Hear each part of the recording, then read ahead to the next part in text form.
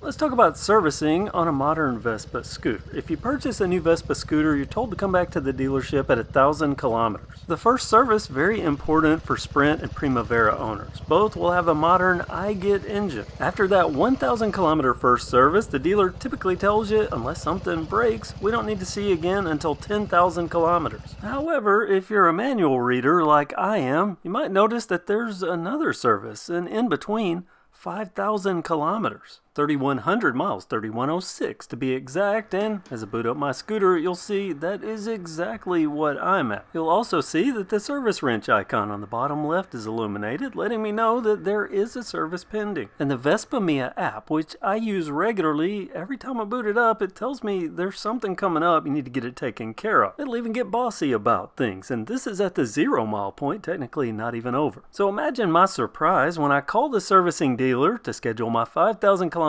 service, and they tell me no. Nobody does that. To give you an idea of just how minimal this is and why most people skip it or just don't know, let's look at the 1,000 kilometer service, the first service. It has some important things. Valve clearance, engine oil and filter change, getting out all the break-in particles, and some other basic checks to make sure things are proper and there's no building issue. It's also an expensive service. $337.65 I spent on this, and I brought my own oil. Looking ahead to 10,000 kilometers, 6,213 miles, even bigger. Valves again, engine oil and filter again, and even more checks and a CVT service. That's the transmission. There's a Kevlar belt, there's variator rollers, hub oil change. The engine even gets a new air filter, and that's an expensive service. I've heard $600 to $800. By comparison, the 5,000 kilometer service, a quick look and you see why most people don't care about it or just don't even know, and why dealerships don't focus on it. The big thing, diagnosis by tool, there's nothing to diagnose if there's no error codes. How would an owner know? There's not a hidden code waiting to be read. Well, our instrument cluster tells us. There's a light for that. The other items, almost all of them basic checks, things any rider is supposed to be doing regularly anyway. The road test, that's another thing we do regularly as riders. You should be able to feel if there's something going on. Now, there is center stand lubrication. The manual says to fully lubricate the shaft, which is partial disassembly. The dealers say that happens at 10,000. Unless it's feeling rough, you shouldn't have to worry with it. If you're bothered by it, you can take some lithium spray or silicone spray and squirt it at the pivot points. So not very serious. So I understand now why they're telling me to just check all these items off if I want to and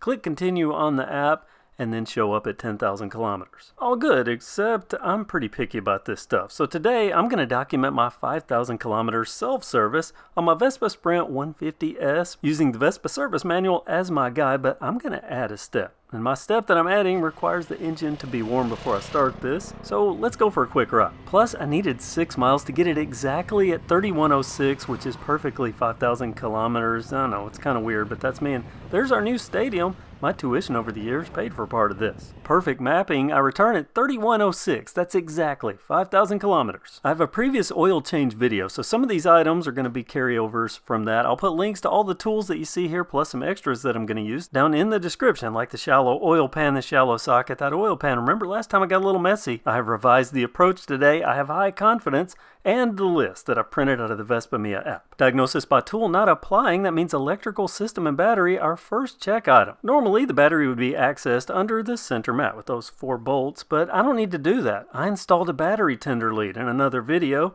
I'm going to use that for my testing, or at least part of the testing. Specifically, the battery voltage. I want to make sure this is aging well. Now, this is an 18-inch lead, so it's going to be lower here than it would be directly at the battery, 12.82. This is good. Now I need to test the charging. Simple to do that. I can do it from the instrument cluster or within the Vespa Mia app. I crank the scooter and I see that initially 14.7 volts. After a few miles, that drops to 14.3 to 14.4, exactly what it should be doing. So the electrical system and the battery get a check. Brake fluid. There's only one brake fluid on my scooter. My scooter has a rear drum brake. It would be adjusted here if needed, but it's perfect. For the brake fluid, I go to the front disc brakes and the hydraulic reservoir, which is up at the headset. That circular view window, I look for a bubble to make sure the level is proper. You can't really see it on camera, but it's there. The color is also good. Now, I know from riding that the brake is working fine, but I could also give a squeeze here, take a look, make sure there's no bubble movement and that the brake's functioning properly to give that a check. Engine oil level. Now, I'm going beyond this, but for the sake of by the book, I want to check the oil on the center stand on a level surface. Remove the dipstick,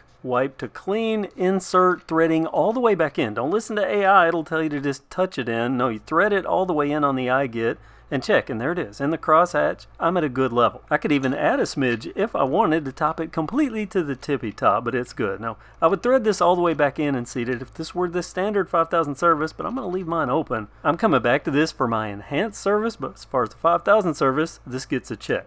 Now the brake pads. Back to the front, down at the wheel, the disc brake pads. There is one on each side of the rotor, which I also inspect while I'm down here and look over the entire braking system. There are two pads, one on each side of the rotor. And now the pads new will have 5.5, sometimes 6 millimeters.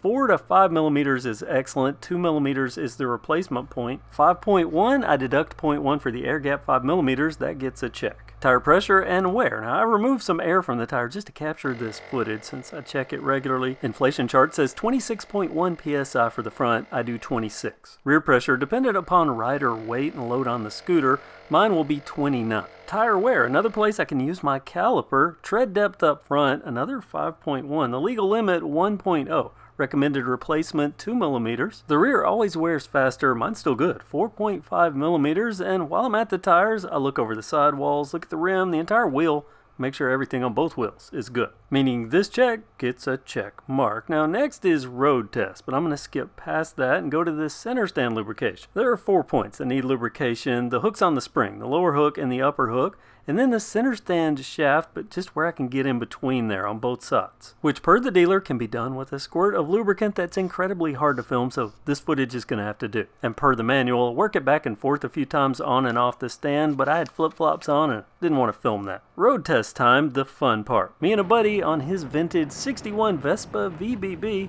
hit some country roads we'd never ridden before. Even though I'm testing, I can still have fun, which we did. 32 miles of fun, which earns the final checkbox for road test, and that makes the 5,000 kilometer, 3,106 mile check. Sans the diagnosis by tool because there are no error codes present, but this 5,000 kilometer service, it's complete. The dealer told me it was $75 just for the diagnosis check, the entire thing $120. I didn't charge myself anything. As a matter of fact, I'm adding to it. The check engine oil is turning into change engine oil and filter. If you follow my video series on this bike, you'll know that I preemptively changed the oil at 2,500 miles, and I had this really good plan using thick aluminum foil in my shallow pan, a big plan that I wasn't going to make a mess, which worked out, well, mostly. I mean, yeah, there was some oil that didn't make it into the pan, and I'm not going to act like that didn't bother me over these past few months, so I'm coming back at it today with a new plan, a new foil method that, well, I'm pretty confident, as an idiot, that this is going to work this time. It's not going to be like last time, but just in case, took a few extra precautions. I also found a better position for this shallow oil pan between the legs, but I pushed it further back in under that center stand. So we're going to find out if this works. I even made a flap that supposedly is going to help me when I take the oil filter off. And I'm happy to report that this new method works exactly as I envisioned. Not a drop of oil draining out of the scooter went anywhere but in the pan, inside that foil. So I'm even keeping my pan clean. A double win. I get engines not only have an oil filter, they have an oil strainer. I checked that. There's not a speck of anything on this. This little engine's wearing in great. The oil looks good too, but why am I changing it this early? I said balance. Well, this change is going to put me in line with 3,000 mile oil changes and align perfectly with the 10,000 kilometer change being at about 3,000. Another chance for me to use that Scooter West custom filter wrench. This is tight quarters here. This makes it a lot easier. I'm not paid a penny by them. I'm just a fan of their work and a fan of the product, especially those custom ones they make. They really take care of Vespas and the Vespa community. Here, taking the oil filter off, notice that flap. It's even coming in handy, just as planned. Another Scooter West product, the O-ring for the drain plug, $1.75. It's worth the investment. I've reused drain plug O-rings in the past on cheaper scooters, but this is my Vespa. It gets the premium treatment. I cleaned the strainer off camera, even though there wasn't anything in it. It pushes back into place, and even with filming slowdowns, I made record time and I used proper torque. A complete success. Not a thing went out of plan in this entire... Well, one thing, when I installed this pan, it was empty, and that meant I could tilt it and put it between the gap on the center stand legs. But now that it is full of oil, I can't tilt it. It took a few minutes, but I found the sweet spot. I rolled up that thick aluminum foil, freeing up a couple of millimeters, and then I could slightly squeeze in and press and move it out of the way. That shallow oil pan has turned into a really good investment for this Vespa. Pan out of the way, drain bolt on, the oil filter is next. Some oil on the gasket. That's going to help myself out next time. It's an easy spin on, but it is a cramped area. And my fingers must be weaklings because I can only get it so tight and it's not tight enough, so I use that Scooter West wrench for just that extra little bit to seat it down perfectly. Ready for the oil and another new tool. Link to this down in the description, but watch what I'm about to do first because this is a redline funnel with all the angles that are supposedly going to make it great for using on a Vespa. Initial impressions, I'm seeing it. Looking how things are going to line up, and look at this, it even matches my red trim. Oil of choice, the recommended factory oil of Vespa, this power one from Castor Oil, 5W40 MA2 motorcycle oil, and I'm glad to be getting rid of it, because next to my Halloween decorations is my oil stash, including oil from scooters past, and beside that you can see an oil mat with this oil sitting on it. There's oil under it, there's oil on it. For a year, these bottles have been seeping out on the bottom, so much so that the level has dropped. There on the one on the right, it's even squeezed in like a gas can that's been in the cold. I think the Events Auto Parts or O'Reilly, wherever it was I bought these, I think they dropped that case and damaged the bottles because it hasn't happened on the new case that I purchased. Now to this red line funnel. All the angles are right, but it doesn't quite fit down in the fill hole. It's right up at the threads. I could have forced it in, but I decided to try to thread it in. Maybe they'll cut into this plastic, and maybe it'll hold itself in place, and that does seem to work. Now, I checked the threads every time I did this to make sure there was no plastic in there getting into the engine. I did find one little sliver at the very top of the threads at one point, but I cleaned that out. So we'll see how it goes. This is the bottle that seeped the most. It was leaking at the bottom, but it was sealed at the top. Quick test to see if this funnel's gonna work. I see a couple of drops of oil coming out. Less than ideal, but I think it's nothing that a little rag can't absorb, so I decided to stuff something in there and then really go at it. Fill this thing up. It's all or nothing at this point, so fill it up, it starts draining down. Anything's got to be better than that last funnel that I used. And look at that, it will hold itself in place even with the oil in it. And as I pour in the remaining contents of this bottle, look at this. It can even hold up the bottle on top of the funnel. The downside is I have to thread it off and thread it in every time I want to use it. I could use a heat gun to probably squish this down, make it where it'll slide in. I'll probably consider that, but a couple of ins and outs and it actually has threads and it conforms to the fill hole and there's no plastic getting in there. The full leaky cord and a dash out of the other, and then I start the engine, let it run for a few minutes to prime the oil filter. This is where that redline funnel really starts to shine. Threaded in the third time, it went right in and there's no leak. And I'm either lucky or good with my guesstimation of how much oil is going to be completely full, because look at this. I'm right at the top of the crosshatch. And that checks off my extra enhanced item on the 5,000 kilometer service and allows me, per dealer instruction, to check off every single item in the Vespa Mia app and click continue to make this service complete. I can see here my app's already updated 3,076 miles to my next service, which is going to be a doozy because I can't go to my old dealer. They're not a dealer anymore.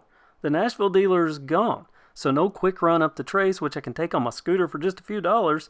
Now I have to get my scooter to the Birmingham dealer. That involves a trailer and a truck and lots of gas money, but I don't have to think about that for at least another year, maybe more, maybe less, depending upon how much I ride. That's a future concern because I'm going to have 3,000 plus miles of fun in between now and then. Comment below, let me know if you're a Vespa Sprint Primavera owner. I get engine. Did you know this 5,000 kilometer service existed? Does your dealer mention it? Is this something you would even take it to the dealer for? Let me hear what you have to say down in the comments. Thanks for watching and have a great day.